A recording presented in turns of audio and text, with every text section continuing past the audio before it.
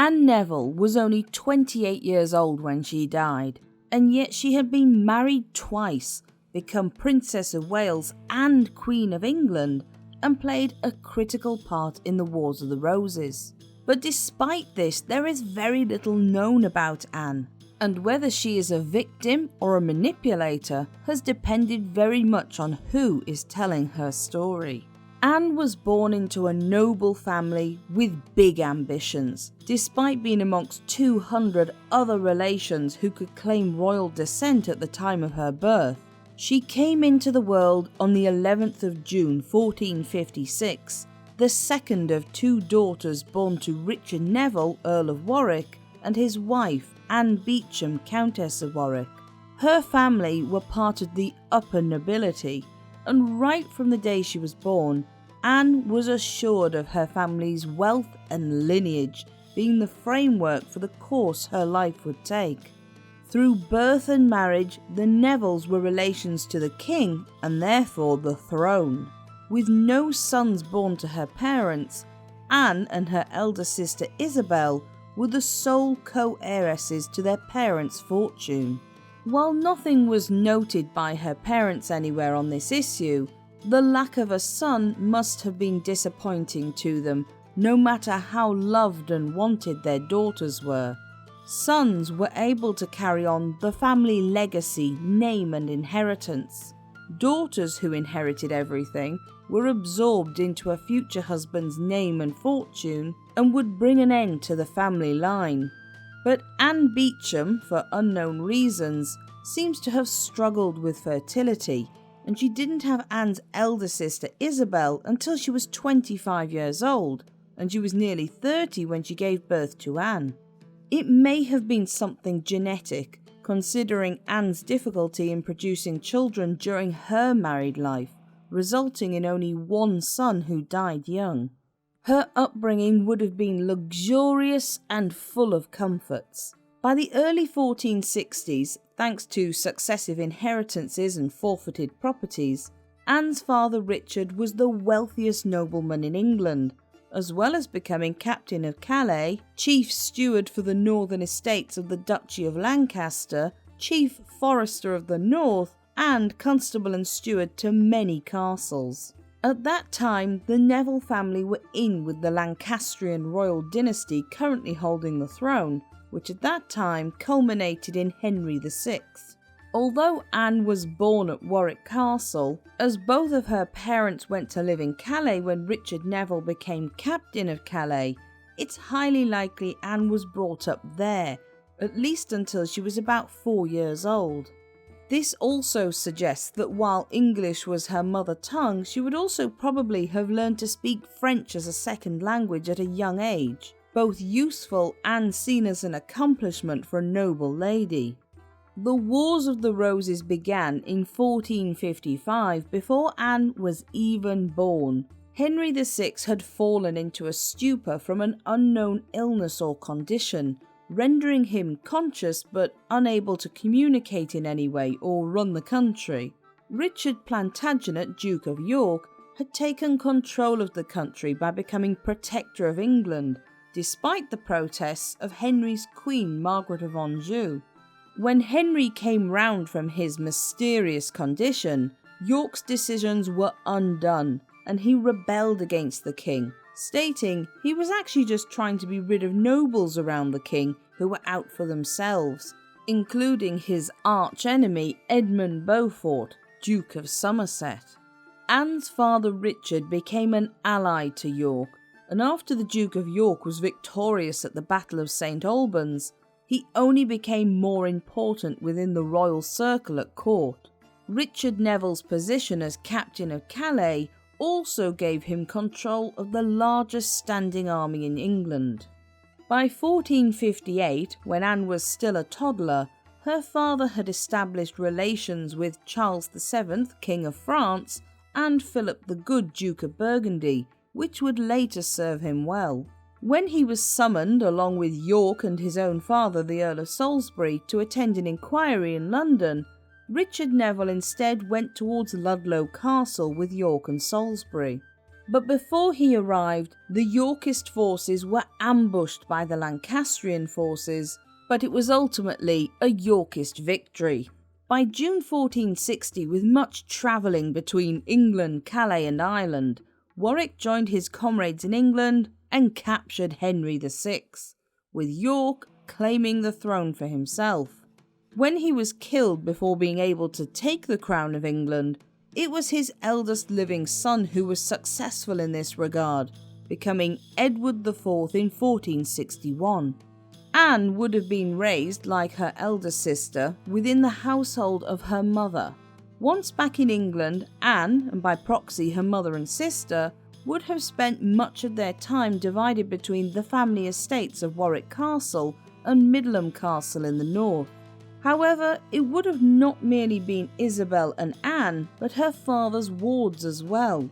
These were Francis, Lord Lovell, and Richard, Duke of Gloucester, who was the younger brother of the new King Edward.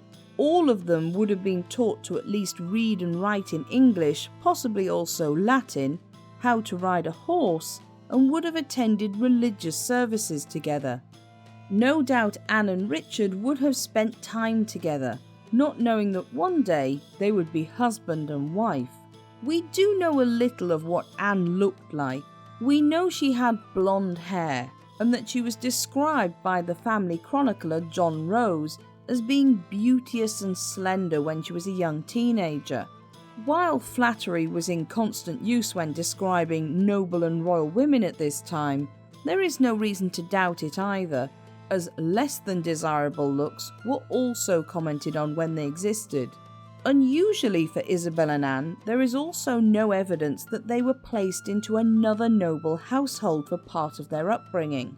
This was a commonplace occurrence, placing noble children into the household of an aunt or uncle, or the king or queen if high enough nobility.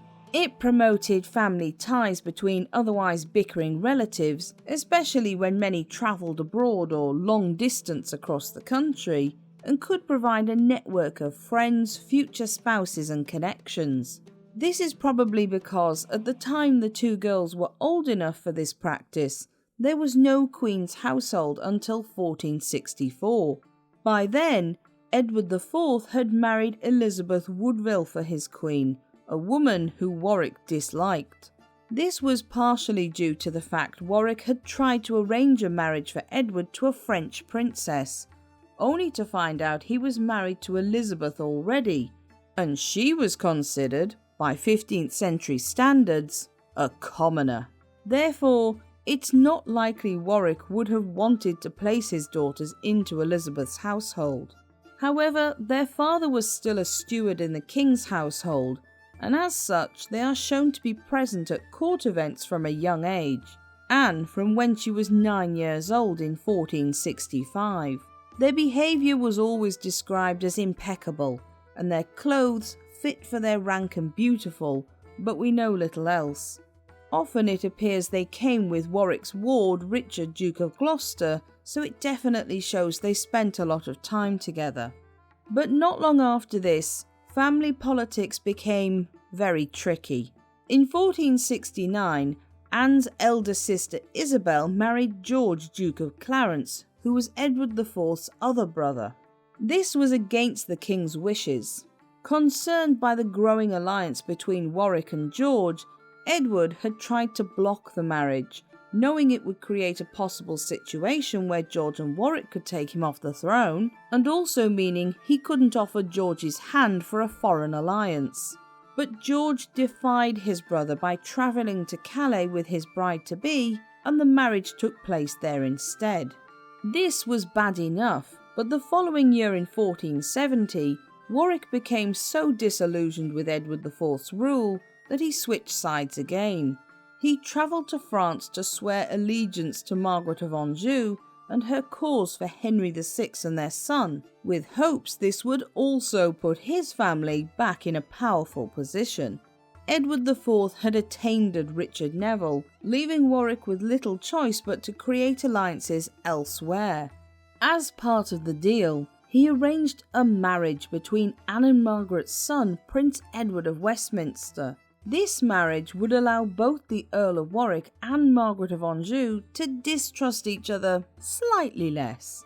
A grandchild would help Margaret, and if he helped put Henry VI back on the throne, Warwick could be assured of his estates and goods being returned to him. So on the 25th of July at Angers, Anne Neville and Prince Edward were betrothed.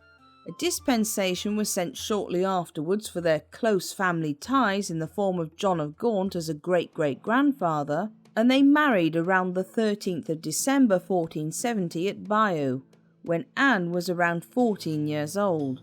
Back in England, Warwick had succeeded in placing Henry VI back on the throne, although Edward IV had managed to flee to Burgundy. By April 1471, Anne and her new husband Edward of Westminster, her mother Countess Anne, and Margaret of Anjou arrived back on England's shores. Anne Neville was now not merely a wealthy heiress waiting to become a countess, but Princess of Wales, destined to become a future Queen of England. Sadly, things would not work out well for her first marriage. Edward IV had already returned a month earlier in March, and by April things were going against the Lancastrians. By May, Margaret of Anjou found her army pushed back by Edward's Yorkist forces, and this would result in the Battle of Tewkesbury on the 4th of May. We know that Prince Edward was present as he was actually involved in the fighting, despite this being one of the most disastrous decisions made on the Lancastrian side. Sadly, not only did Margaret of Anjou's army fall, but Edward of Westminster also died in the fighting at just 17 years old. Henry VI was taken prisoner, and Edward IV was once again victorious in taking the throne of England. Anne was likely to have been present as well, and so would have witnessed the death of her young husband. The news of her father's death at the Battle of Barnet on the 14th of April must also have by now reached her, and while there is no record of Anne's reaction, it can be imagined. She had lost her father, her husband, and her life was now in the hands of her family's enemies. She was now no longer a princess, but a widow on the losing side, the daughter and wife of traitors, and was taken prisoner after the battle. However, her saviour was about to come in the form of George, Duke of Clarence. He had been annoyed at Warwick dropping the fight for him to wear England's crown, and so had repaired the relationship with his brother Edward secretly. Anne was brought before the king, who pardoned her, and then she and her mother were placed under George's protection.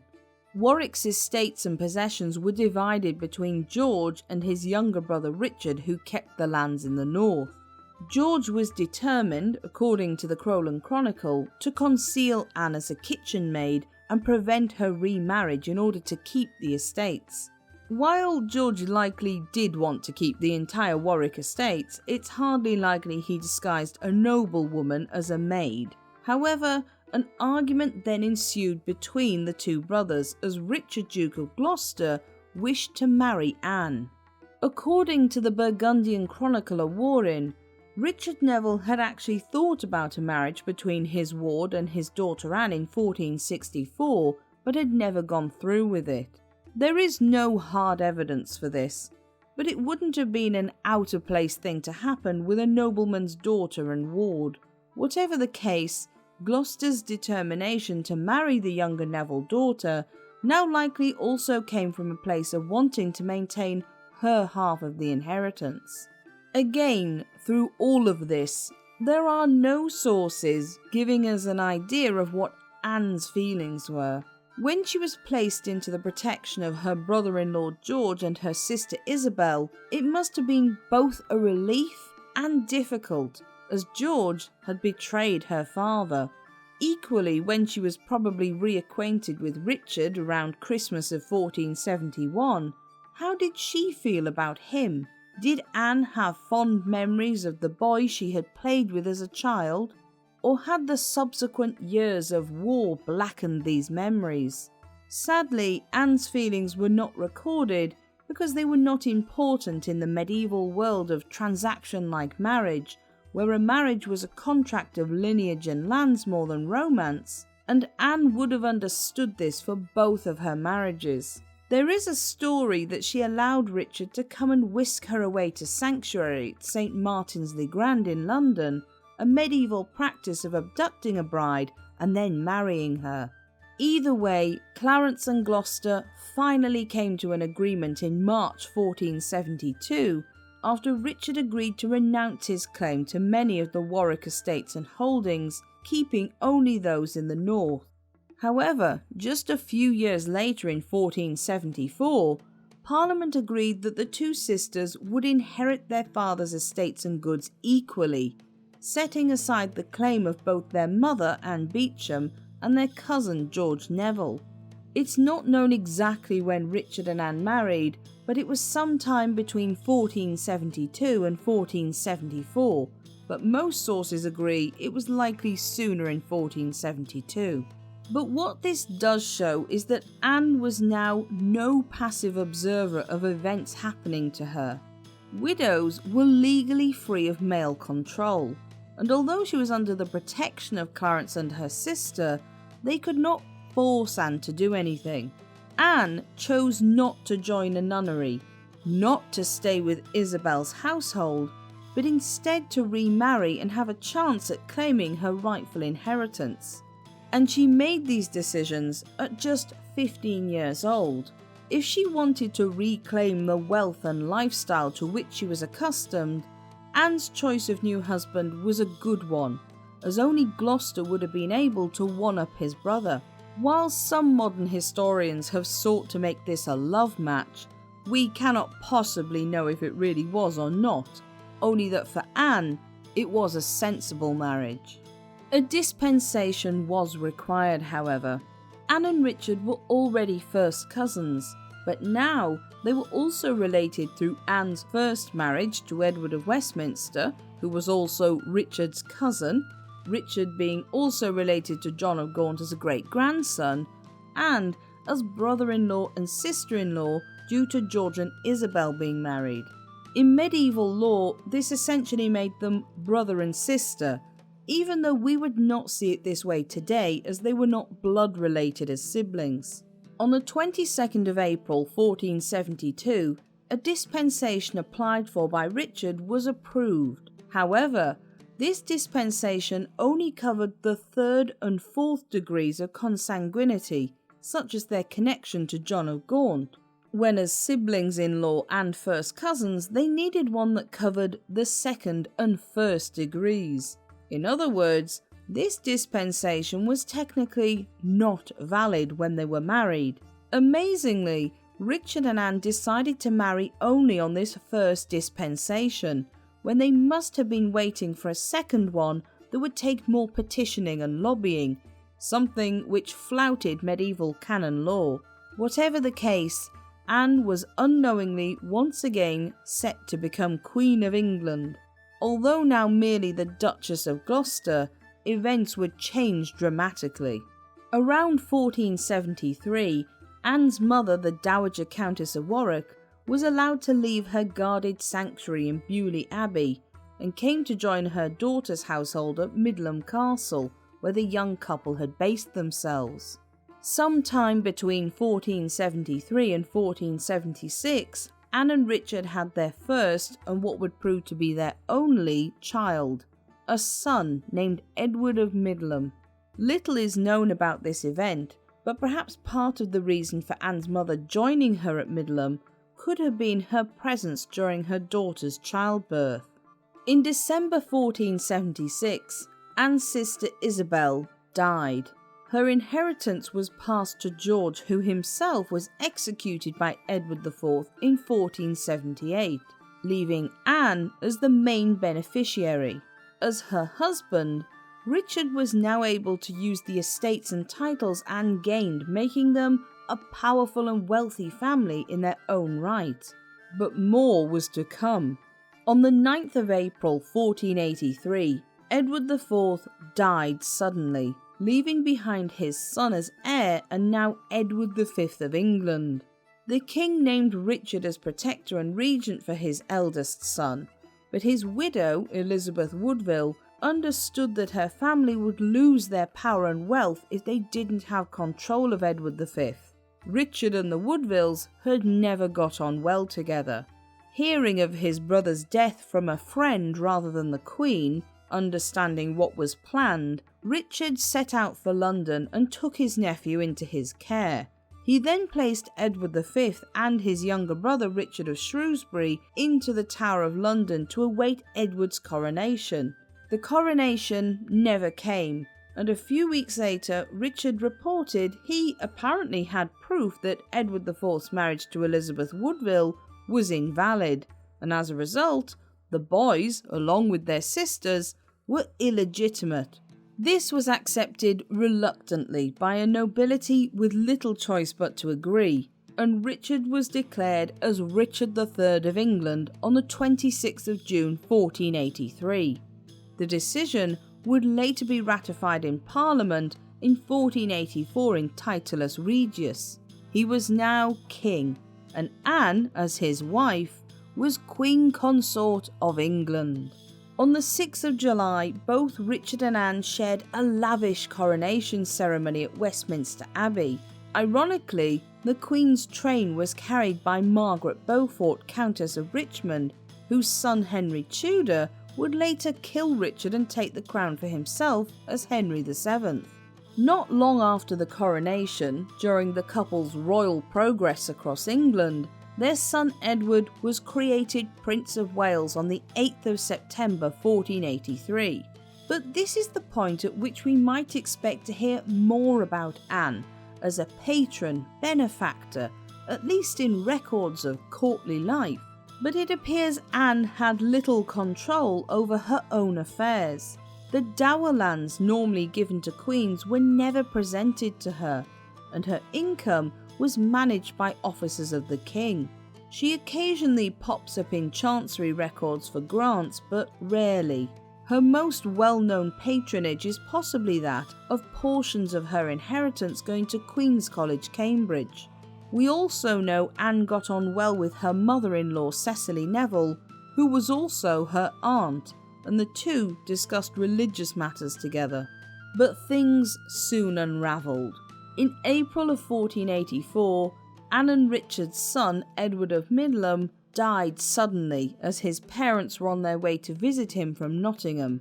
The reasons behind his death are uncertain, but it suggested Edward fell ill, not uncommon in the medieval period.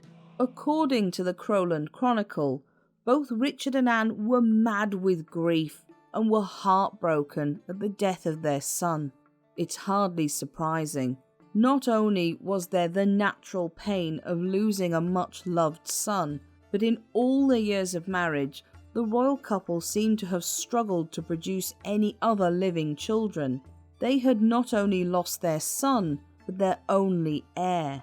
Rumours abounded that Richard was planning on setting aside Anne and marrying again to secure an heir, something that certainly would have been possible in light of their lack of correct dispensation, but he didn't. However, at Christmas of that year, a comparison was apparently drawn between Queen Anne and Elizabeth of York, Richard's niece, of their looks and how they were dressed. The rumours grew that Richard actually wanted to marry his niece, although there is nothing concrete to back this up. The following year, in 1485, Anne herself grew ill. It's not known exactly what this illness may have been, but it's thought to have possibly been tuberculosis. On the 16th of March 1485, at just 28 years old, Anne died.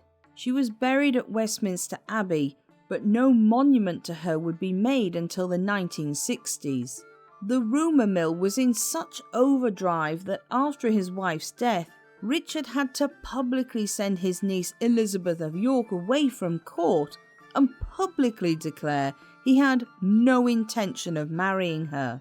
Some even suggested he had poisoned Anne, but as she had been ill for some time, again it would seem she probably died of natural causes. There is no reason to doubt whether the marriage was a love match or not, that Richard felt genuine grief at the loss of his wife. He would die himself on the 22nd of August 1485, just a few months later, at the Battle of Bosworth. Anne's life is one typical of a medieval noblewoman, a life told through the deeds, decisions and whims of the men around her. We know nothing of her personal feelings or thoughts, or even of her personality, but we get flashes, tiny hints at who she might have been. Her decision at 15 to remarry to Richard, Duke of Gloucester, her preparedness to marry Prince Edward of Westminster, and her reported good manners and conduct suggest she understood what was expected of her as a noblewoman from a proud family who wanted to continue their legacy. Her decision to leave the protection of George and Isabel and marry a man who was, legally at the time, too close to be safely married to, suggests a girl who knew her own mind and had some spark of independence in her. Even as Queen of England, unlike other consorts, we get very little information about her through patronage. We know she was considered pious like many of her time, and this is partially corroborated by her finding common ground on the subject of religion with her aunt and mother-in-law Cecily Neville. We don't even really know what Anne was like as a mother, but considering her publicly known grief after Edward of Middleham's death, we can assume she loved him deeply. Ultimately, Anne remains an enigma, told through the lens of those around her despite being a pivotal part of the Wars of the Roses through her 2 marriages and her inheritance. She left little legacy, but did cram a huge amount of adventure into her 28 years. Wars, 2 marriages, becoming a duchess, a princess and a queen, wealth, social disdain and social popularity, and becoming a mother. While Anne is an enigma, perhaps she is also a reminder of the many medieval women who were integral and important people to those around them, who also lived their lives to the fullest, but due to events outside their control, often remain forgotten. If you enjoyed this video, don't forget to like and subscribe so you don't miss any new documentaries.